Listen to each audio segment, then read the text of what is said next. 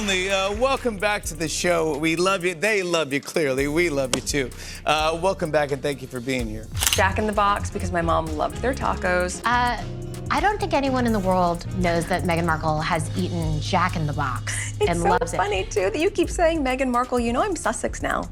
You have kids, and you go, no, I share my name with my children. Yes. And that feels so, I didn't know how meaningful it would be to me, but it just means so much to go, this is our family name, our little family name. Well, now I know, and I love it. Oh, and what follows that is she goes, our little family name. Right. Yet another dig at the royals that gave her that title. Did you notice that at the end of every episode, it says, like, the starring, Meghan, Duchess of Sussex? Yes. I'm here with the one and only Meghan, everybody. Meghan Sussex. This past weekend. Congrats, by the way, at the Tribeca Festival. By the way, it's going on now. Get tickets at tribecafilm.com. But this is going on for 24 years. Yeah. That's amazing. So, picture this. Meghan Markle, yes, that Meghan, thought she had cracked the code to winning over Hollywood royalty. And who better to start with than the king of cool himself, Robert De Niro? She cooked up this fancy plan, the kind that screams, look at me, and sent him a gift basket that was supposed to make waves. But instead, oh honey, it blew up right in her face. What Meghan thought would be her smoothest power move turned into a Hollywood punchline faster than you can say lights, camera, action. From overpriced bottles of wine to PR stunts dressed up as generosity, this fiasco has every ingredient for a messy gossip cocktail. And trust me, the drama is juicier than anything she ever served up on Suits. So buckle up, because the tea here, it's boiling. We appreciate everything you did for our country. What are you even talking about? Nobody did that. Mindy says to her, you know, I just don't think that anybody really realizes Meghan Markle ate Jack in the Box.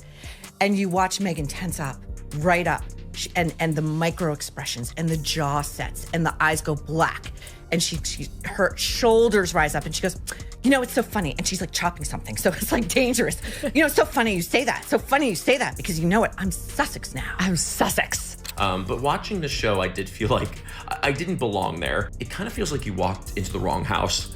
And you're like, oh, how did I get here? And Meghan also like doesn't really want you there, but she doesn't want to be rude or anything. So she's like, stay, we are making crudité platters. Tablespoon honey, half cup peanut butter, quarter cup of water, finish it off, filtered of course. That better not be tap water I see in those homemade dog biscuits. I was nominated by Rory McIlroy to do the ALS Ice Bucket Challenge, and I said yes on 2 conditions. One, that I could remind everyone that this is for ALS awareness. I made a donation today. I hope you do the same at alsaid.org. Second condition. Woke us all up.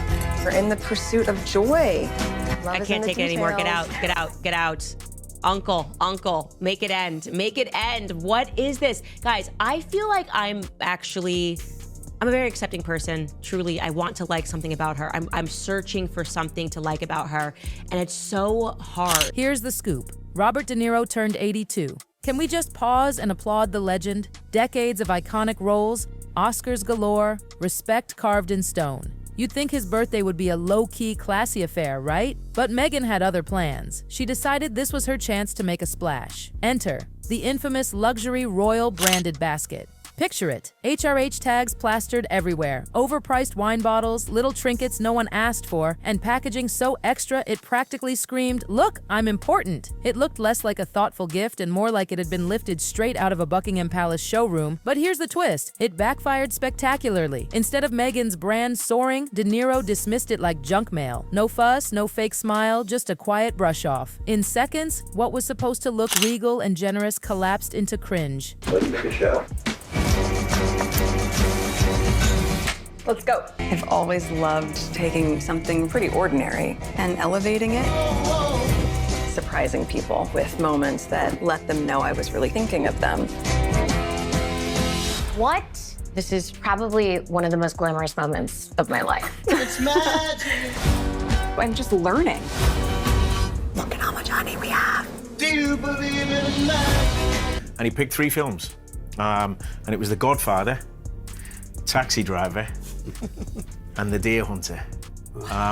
And And then we went home and we watched those 3 films, and we watched them all over the weekend. And, you know, it was just, so you were the beginning of my whole love affair with films, really. Terry Polo's wrote. Oh, wow. No! Wow. Did we read, or was it with Jay? It was with Jay. Now, imagine being Robert De Niro. You've spent your life building a legendary career, shaping cinema, earning respect most people could only dream of. And then, boom, this basket shows up with HR branding screaming from every corner. If you're De Niro, you're probably thinking, seriously? This is what I get at my age, with everything I've done? And that's exactly how it went down. He didn't gush, he didn't play along, he didn't even bother pretending to be impressed. Reports say he brushed it off immediately, making it crystal clear he had zero interest in being someone else's PR stunt. Honestly, I can see it. Him raising one eyebrow, maybe letting out that classic De Niro chuckle. Because to him, the whole thing was just absurd. Greatest actor you've ever worked with? Myself. And here's the part that really stings for Meghan. This wasn't just about a gift. Oh no, this was calculated. She wanted that royal branding front and center, banking on De Niro, maybe shouting her out, maybe posting a thank you, maybe even tying her name to his legendary status. It was a strategy, a marketing ploy wrapped in shiny paper. But here's the problem. Robert De Niro isn't some influencer begging for freebies. He's a heavyweight, a giant. And when he peeked inside, $90 wine bottles and artsy, overpriced knickknacks, he wasn't impressed. He outright rejected it loud enough for the message to hit Meghan where it hurt most, her image. And that's the tragedy of Meghan's so-called independence. She claims she's free from the palace, carving her own path, but everything she does still screams HRH. This wasn't generosity, it was desperation dressed as luxury. And in Hollywood, where perception is everything, that's the kiss of death. This is a big deal. I mean, Americans will understand this. You know, medieval times, dinner and tournament. It was like that. Like, I curtsied as though I was like,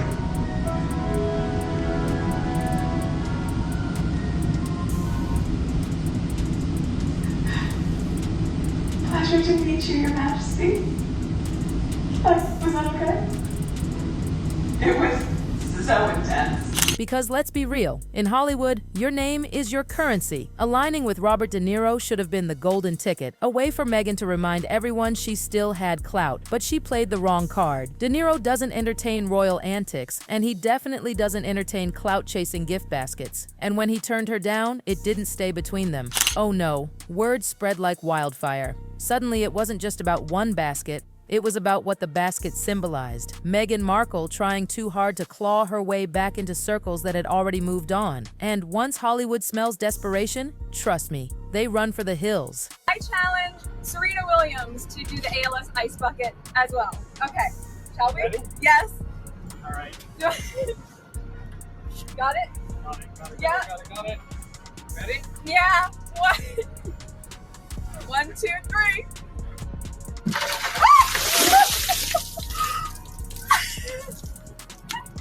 And then came the memes. The internet doesn't forgive, and it definitely doesn't forget. What Meghan thought was a subtle, polished brand move got shredded online. People weren't seeing elegance, they were seeing thirst. The basket got slapped with a new name, a bribe in a basket. And oh boy, that nickname stuck. Even her homemade wine, the supposed star of the gift, had got roasted mercilessly. Social media had a field day. The hypocrisy was just too easy. A woman who swore she'd left the royal life behind still plastering HRH branding on luxury goods? Please. Instead of shouting status, it screamed, try hard. And once the internet decides you're trying too hard, you're finished. My favorite moment, and I do think the most telling, it was in the Mindy episode, and it was the moment where Mindy is playing along with Meghan's oft-told, much debunked origin story. Oh, and what follows that is she goes, our little family name. Right. Yet another dig at the royals that gave her that title. Did you notice that at the end of every episode, it says, like, the starring, Meghan, Duchess of Sussex? Yes. But here's the kicker. This wasn't just about one basket, it cracked open the bigger picture. Meghan sees herself as a global figure, a powerful woman shaping her own destiny. But Hollywood, they see her shine fading. Spotify cut her off, Netflix pulled back, Oprah's once golden approval rumored to be drifting away. Even her own birthday this year barely caused a ripple. No A-list celebrations, no flood of posts, just a legal rep putting out a formal acknowledgement. Brutal. So when she sent that basket to De Niro, it wasn't about kindness, it was about clawing fighting her way back into relevance. It was a desperate play for validation, but when De Niro shut it down, it shattered the illusion. Suddenly, it wasn't one man refusing a gift, it was a symbol. If a figure as respected as De Niro wasn't applauding, if whispers were turning into chuckles, then Meghan's narrative was collapsing. Accepting person, truly, I want to like something about her. I'm searching for something to like about her, and it's so hard because she suffers from such a rare disorder of being unable to just be a human. Do you know what I mean? I've never seen this sort of before. I've never seen someone that struggles to just give us like one strip of authenticity. Because I know other women who are listening to this podcast and totally relate. When I have my girlfriends over and we're cooking, all of us are in full glam. And we're like, it's not about perfection, but then you look at what we've made and it's literally perfect. In fact, just when I make a cake, it looks just like that with my girlfriend. Robert De Niro's rejection wasn't just personal, it was a spotlight moment. It peeled back the layers of Meghan's whole strategy, because let's face it, her brand has never been built on substance. It's been stitched together with proximity, prestige, and relentless PR spins. For years, it was about optics, looking like she belonged, sounding like she mattered, leaning on connections that gave her credibility. And for a while, that illusion worked. Oprah's backing, Netflix's billion-dollar handshake, Spotify's hype machine. Even those royal titles she clung to despite being told not to. She sprinkled HRH branding like confetti, hoping it would keep the spotlight glued to her. But each misfire chipped away at the image. And the De Niro basket, it wasn't just another stumble. It was proof the whole game plan was falling apart. We appreciate everything you did for our country. What are you even talking about? Nobody did that. Insiders spilled the tea. Meghan had been sending baskets like this to all kinds of Hollywood bigwigs, producers, A-list actors, media power players, and the reactions, brutal. Some shipped them right back, others shoved them off to assistants. A few didn't even bother replying. Nobody was buying it. Literally. These weren't warm gestures of thanks, they were thinly veiled power plays. Meghan wasn't networking, she was cold calling, but in the most obvious, desperate way possible. And in Hollywood, where everyone's seen every trick in the book, that doesn't make you look savvy. It makes you look amateur. I used to know. Come on, act like you should wear the treetops. Did you see that? She would go. And here's where it gets icy. This isn't the royal bubble anymore, where mistakes are tucked away under protocol and image gets polished no matter the damage. Los Angeles is a Shark Tank. Here, image isn't just important, it's survival. And the moment people stop taking you seriously and start laughing instead, game over. Meghan thought she could play by palace rules in Hollywood, but Hollywood doesn't hand out second chances. Once you're a punchline, it's almost impossible to shake. I used to know. Come on, act like you should wear the treetops.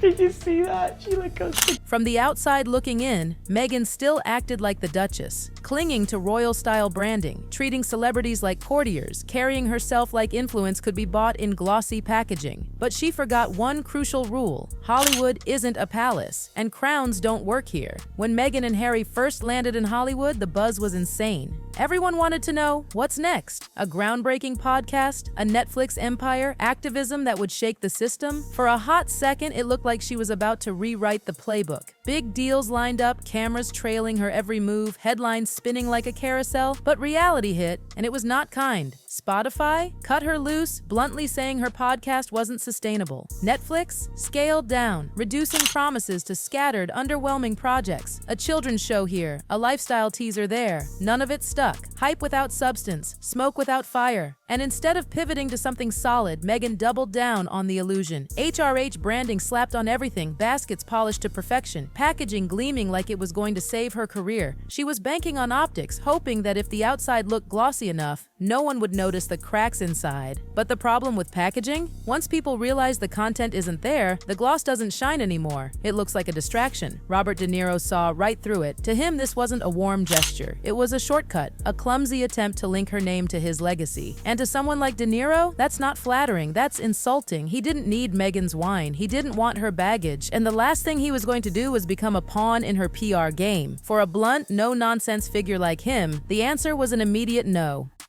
But the sting wasn't just the rejection, it was how public it became. This wasn't a quiet thanks but no thanks. It was sharp, dismissive, and humiliating. And in Hollywood, once people start smirking at you, you're done. Smirks are fatal. They turn you from relevant to ridiculous. And the fallout? Chilling. Celebrities didn't defend her. No Instagram shoutouts, no she meant well, no friendly support, just heavy silence. And in this business, silence is louder than any words. Because silence means one thing. Nobody wants to be tied to you. Meghan became radioactive.